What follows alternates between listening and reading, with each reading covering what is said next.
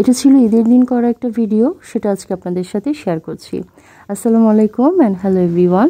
আমি হ্যাপি ঈদের একটা ব্লগে আপনাদের সবাইকে আমার প্লিজ ওয়েলকাম করছি। কেমন আছেন সবাই? আশা করছি যে যেখানে আছেন ভালো আছেন। কোরবানি ঈদে আমার খুব বেশি মিষ্টি আইটেম করা হয় না, দু একটা করা হয়। এখন বানাচ্ছি নবাবী সেমাই, আর একটা ফিরনি আমি বানিয়ে রেখেছিলাম গতকাল রাতে। আর নবাবী সেমাইয়ের জন্য যে ক্রিমটা আমি বানিয়েছিলাম, ভাবলাম সেটা দিয়ে একটু কাস্টার্ড করে দিই।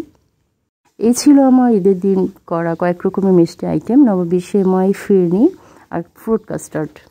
আর সকাল সকাল এত মিষ্টি খাবার আমি খেতে পারি না, খাই না সাধারণত। তবে অবশ্যই খাবো, হয়তো কিছু খেয়ে খাবো অথবা লাঞ্চের পরে খাবো। আর এখন ঈদের সময় আমার হেল্পিং হ্যান্ড তো ছুটিতে আছে, শুধু আমার না, ঈদের এই সময়টাতে সবার হেল্পিং হ্যান্ডই ছুটিতে থাকে। এই জন্য আমি কিছু পরোটা করে নিয়েছি। পরোটার সাথে খেতে অন্য কিছু আর করছি না, পরোটা ডিম ফুচি দিয়েই ব্রেকফাস্ট আগে করব, তারপরে একটু মিষ্টি আইটেম খাবো। কোরবানি ঈদে আমাদের সাধারণত বাসায় থাকা হয়, তো ঈদের সেকেন্ড ডে বা থার্ড ডেতে আমার মায়ের বাসায় অথবা আমার শ্বশুর বাড়িতে যাওয়া হয়। আমার হাজব্যান্ড ডেজার্ট খেতে অনেক ভালোবাসে, তাই সকাল সকাল এত কষ্ট করে পরোটা ডিম না করলেও হতো, কিন্তু আমি তো সকাল সকাল ডেজার্ট খাবো না, এই জন্যই করা। তো চলে এলাম দুপুরে রান্না করতে। আমি এখানে সব রকমের মশলা দিয়েছি, একটু বেশি বেশি করে দিয়েছি, হাতে মেখে বসিয়ে দেব। মোস্ট অফ দ্য টাইম এভাবেই করা হয়।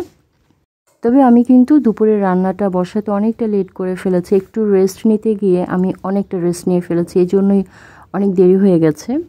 আর এখানে আমি কিছু পেঁয়াজ ভেজে নিচ্ছি, বেরেস্তা করব। গতকালকে আমি বুটের ডাল আর গরুর মাংস সিদ্ধ করে রেখেছিলাম, কিছু শামি কাবাব বানাবো। এখন অলরেডি 2টা বেজে গেছে, মাংসটা মাত্র হাফ সিদ্ধ হয়েছে, তবে গরুর মাংসটা প্রপার কুক হতে একটু তো টাইম দিতে হয়। আর আজকে আমি ডিরেক্ট হাঁড়িতে রান্না বসিয়েছি, আজকে আর প্রেশার কুকারে রান্না করছি না। কোরবানি ঈদের মাংসটা একটু জ্বালিয়ে জ্বালিয়ে রান্না করে খেতে ভালো লাগে। এখানে আমি পোলাওটা রান্না করে নিচ্ছি। পোলাওটা রান্না হয়ে গেলে আমি কাবাবগুলো রেডি করে ফেলবো।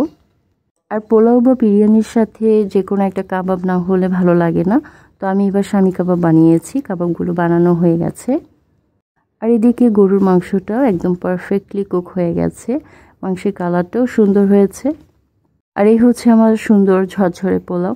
তবে এই রান্নাগুলো কমপ্লিট করতে করতে আমার বিকেল 4টা বেজে গিয়েছিল, আমরা 4টার সময় খেতে বসেছি।